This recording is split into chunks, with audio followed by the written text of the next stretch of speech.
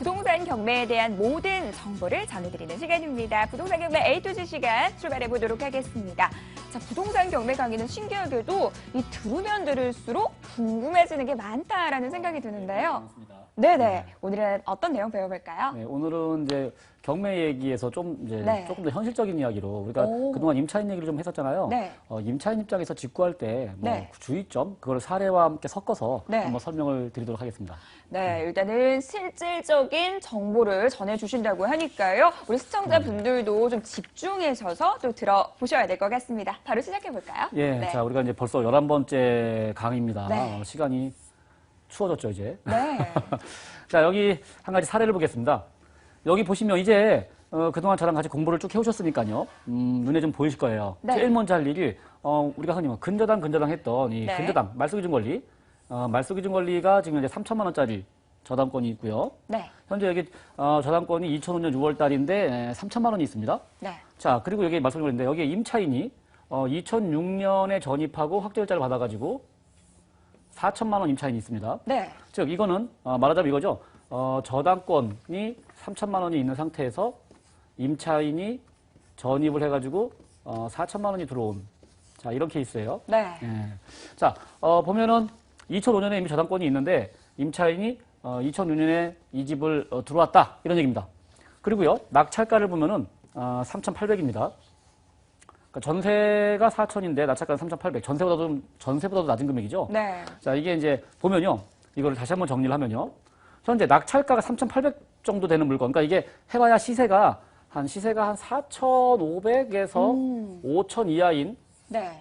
자, 요런 정도 4,500 정도 되는 시세의 물건인데 하자면 시세는 이 정도 되는 물건인데 여기에 이미 은행 대출, 즉 저당권이죠. 네. 은행 대출이 이미 3천이 이미 있었어요. 네.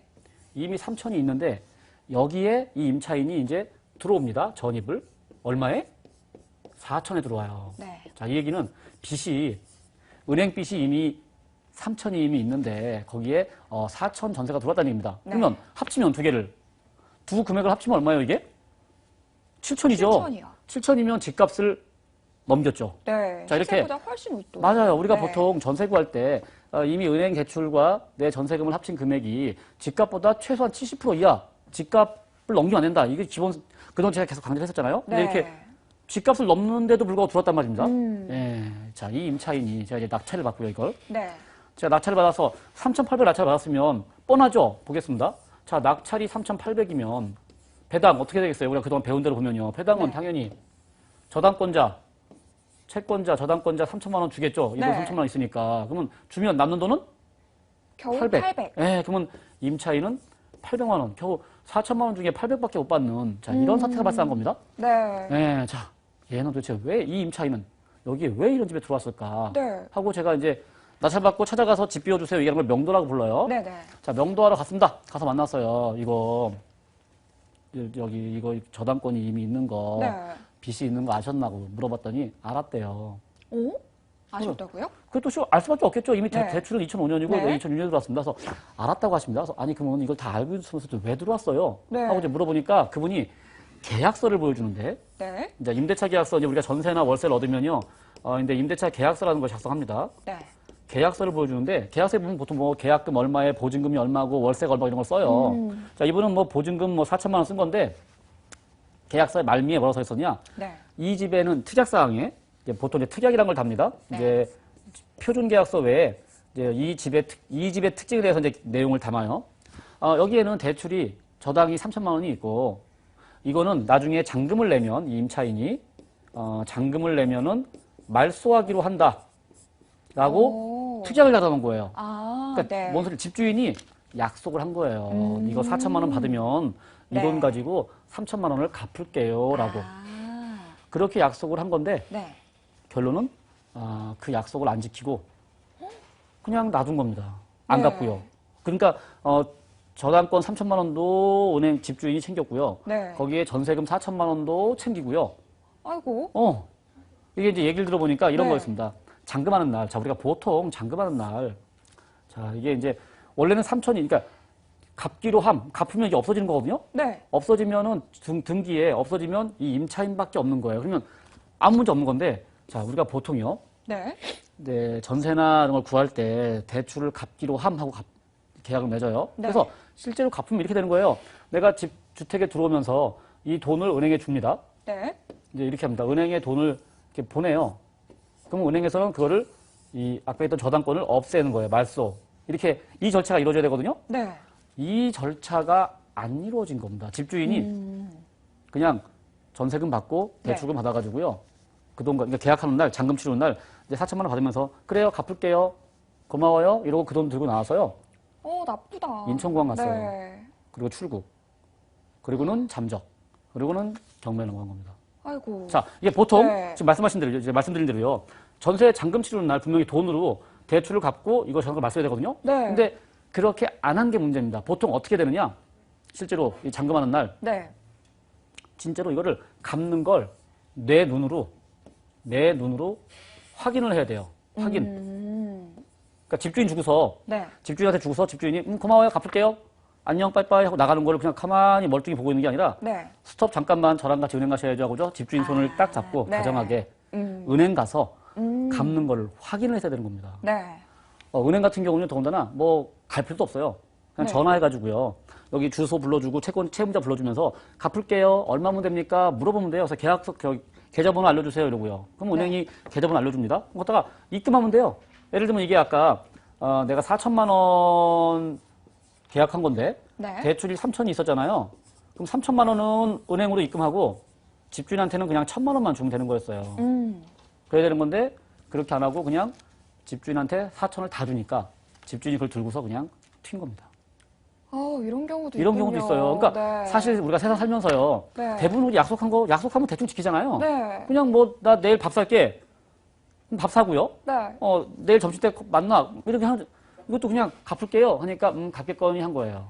근데 이런 문제는 절대 그렇게 하면 안 네. 되겠네요. 그러니까 네. 조금 깐깐하고 저기 하더라도요. 네. 꼭 같이 집주인하고 꼭 같이 은행 가서 갚는 거를 꼭 확인하셔야 돼요. 우리가요. 네. 전세 구할 때 이미 대출이 있는 집, 네. 그러니까 우리가 전세 구할 때 대출이 없는 집을 찾으려고 하는데 그거는 내가 들어갈 때 대출이 없어야 된다는 뜻이니까 네. 이미 대출이 있어요.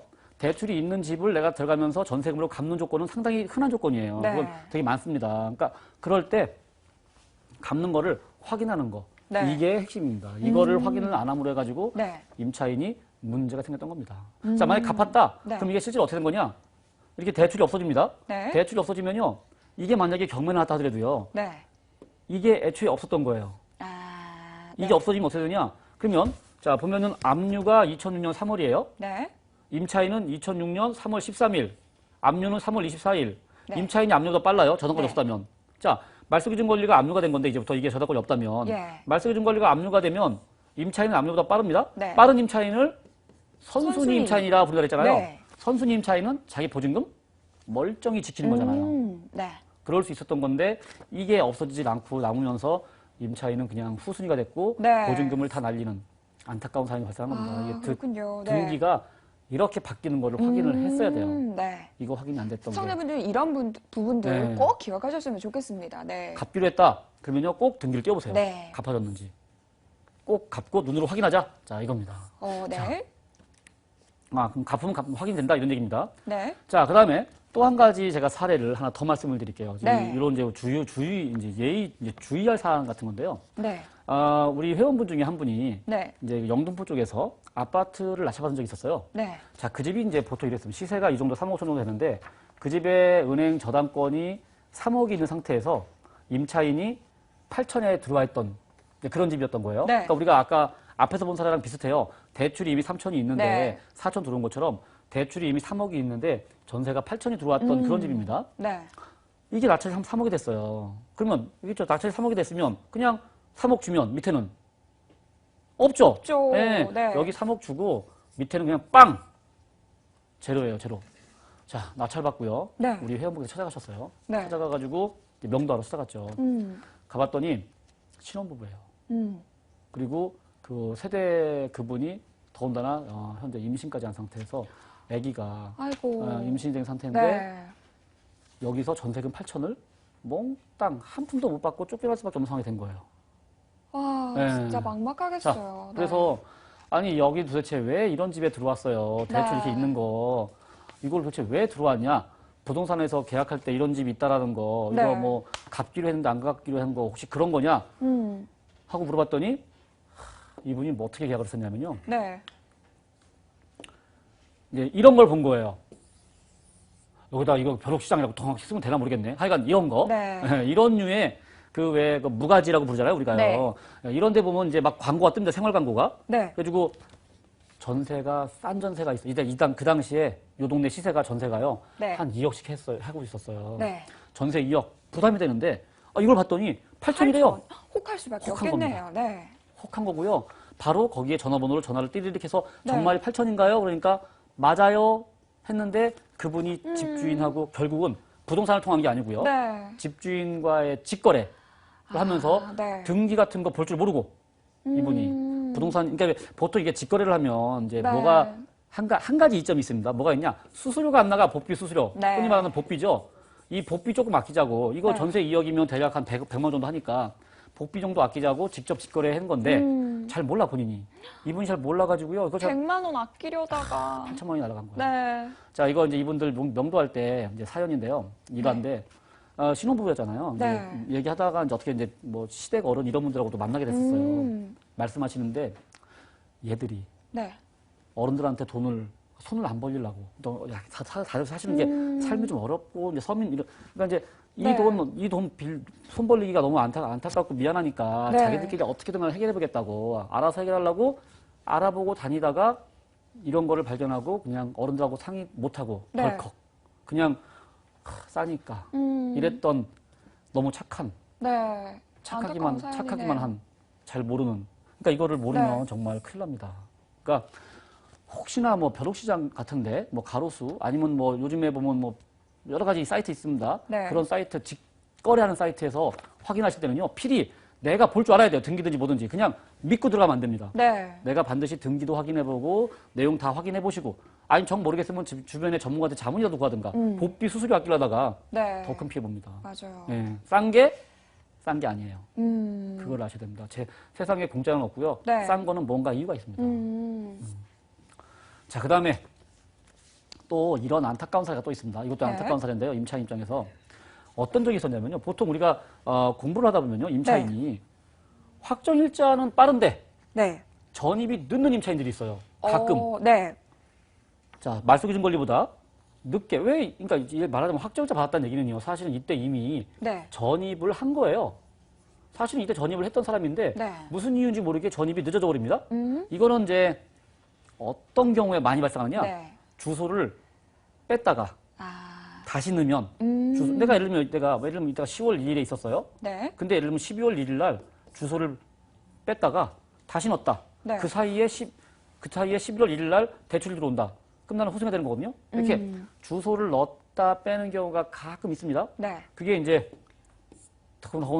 더군다나 어이없게도 집주인이 네. 부탁을 한 거예요. 집주인이 네. 잠시만 주소를 좀 빼달라. 네. 내가 은행에서 대출 좀 받으려고 하는데 은행이 대출해 줄 때 임차인 수안 해주거든요. 그러니까 네. 은행에서 대출 받으려고 하는데 네. 좀 주소 좀 빼줘. 그럼 이제 또 이게 집주인이 부탁하고 그러다 보니까 또 이제 왠지 왜 그럴 것 같아서 왠지 미안하고 또 아니면 부탁도 더 줘야 되니까 그래서 네. 그래요 하고 자기는 선의에 좋은 마음에 집을 빼줬단 말이에요. 네. 주소를 빼면 집주인은 약속을 지켜요. 어떤 약속? 대출을 받겠다는 약속을 꼭 지켜요. 그래서 대출을 받습니다. 네. 대출 받으면 이렇게 되는 거예요. 그리고 그 후에 들어왔습니다. 자, 이렇게 들어오면 이게 뭐라고요? 후순위. 후순위는 소멸. 그죠? 소멸. 그냥 내가 배당 못 받으면 네. 그걸로 끝. 더나 배당 순위는요? 배당 순위는 확정과 전입 중에서 무조건 늦은 날짜. 그런 얘기 우리가 지난 시간에 배운 겁니다. 네. 배당 순위는 내가 전입과 확정 중에 날짜가 달라지면 둘 중에 늦은 날짜가 배당 순위다. 네. 그러니까 배당도 늦고 더군다나 후순위고 네. 그냥 나감으로 해가지고 배당도 못 받고 쫓겨날 수 있는. 그러니까 집주인이 주소 좀 빼달라. 그러면 절대로 빼면 안 절대 됩니다. 해주면 안 되겠네요. 주소를 빼려면요. 네. 보증금을 받고 빼줘야 돼요. 그냥 빼면 절대로 큰일 납니다. 이렇게 될 수가 있어요. 저 근데 네. 궁금증이 있어요. 예. 계속 보다 보면 네. 저당권이라는 단어도 많이 아, 나오고 예. 이 근저당권이라는 단어도 많이 아, 나오는데 예. 제가 도무지 모르겠더라고요. 그래서 그러니까 검색창에 좀 쳐봤는데 찾아보셨어요? 예. 한 10번 정도 읽어봤는데 이 두 개가 뭐가 다른 거지? 라는 생각이 들던데 제가 이해를 잘 못하는 건가요? 읽어보니까 다르다고 하는 것 같긴 한데 다른 게 뭐가 다른 건지 네. 모르겠죠. 정상이에요. 저도 몰라요. 저도 이게 네. 뭐가 다른 건지 모르겠어요. 제가 사실은요. 예? 저당권과 근저당을 사실도 제가 섞어서 씁니다. 막 그냥 구분 안 하고 썼어요. 정확히 말하면 근저당 아니면 저당권이에요. 아니면 근저당이고요. 요게 네. 미묘한 차이가 있습니다. 근데 그 미묘한 차이는 정말 공부를 깊이 있게 해야 되고요. 네. 그 미묘한 차이를 다 파악할 정도 되잖아요. 네. 그러면 사시에 합격해버려요. 자, 우리 목표는요. 네. 사시 합격이 아니고요. 그냥 경매하는 거거든요. 네. 그래서 우리가 보기에 경매를 하는 우리가 보기에요. 네. 저당권이나 근저당은요. 우리한테는 차이가 없어요.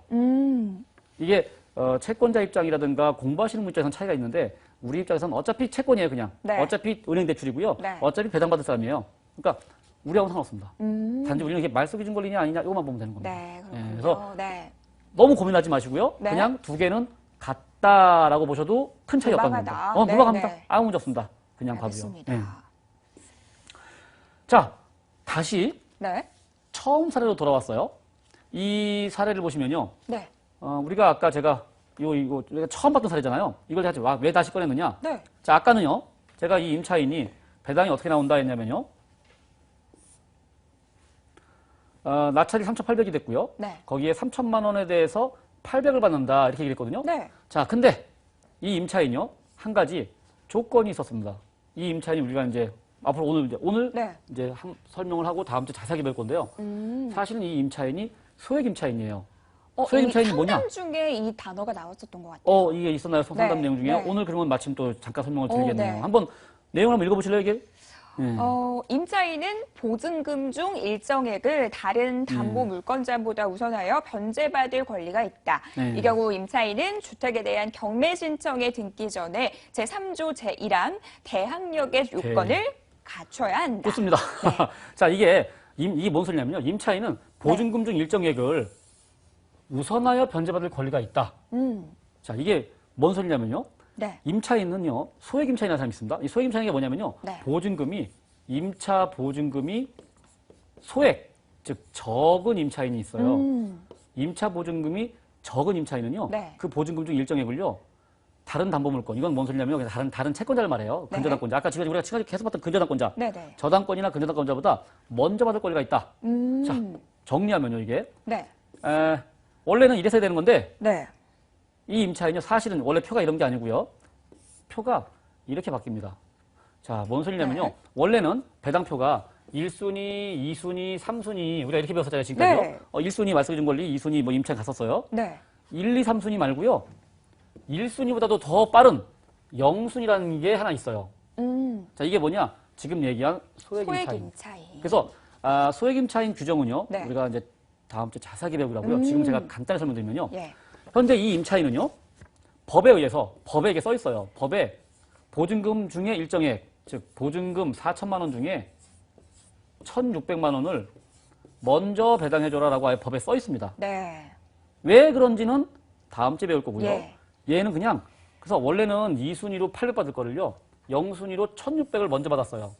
그러니까 원래는 800 받을 거를 1,600 받았죠. 네. 그래서 800을 더 받았습니다. 받을 거보다. 얘가 1,600을 받으면요. 여기 줘버리면 밑에는요. 이거 빼니까 2,200이죠. 네. 그럼 원래 이 임차의 채권자가 원래는 아까 우리가 보기엔 3,000 받는 줄 알고 있었잖아요. 네. 근데 이만큼 받아요. 즉 800을 덜 받아요. 네. 임차인이 더 받는 것만큼 채권자가 덜 받는 이런 현상이 발생하거든요. 네. 이 소액 임차인 조항은 임차인한테는 좋은 조항인데 네. 채권자한테는 어때요? 좀 안 안 좋을 좋죠? 수 있겠네요. 그 네. 얘기를 이제 오늘은 시간이 어떻게 됐죠 벌써? 네, 그렇죠. 시간이 네, 그래서 많이 다음 주에 지났어요. 네. 자세하게 이 얘기를 할 거고요. 네. 저 이것만 정리하겠습니다. 오늘 이거 하나만 정확하게. 자, 꼭 기억하셔야겠네요. 정리하는 네. 상태에서 한번 더 읽어주시죠. 전셋집 구할 때 저당권 말소 필히 확인. 네, 맞습니다. 이것만 기억하시면요. 내 보증금은 기본적으로 최소한 지킬 수가 있습니다. 오늘 얘기는 여기까지 하고 다음 주에 다시 자세하게 하기로 하죠.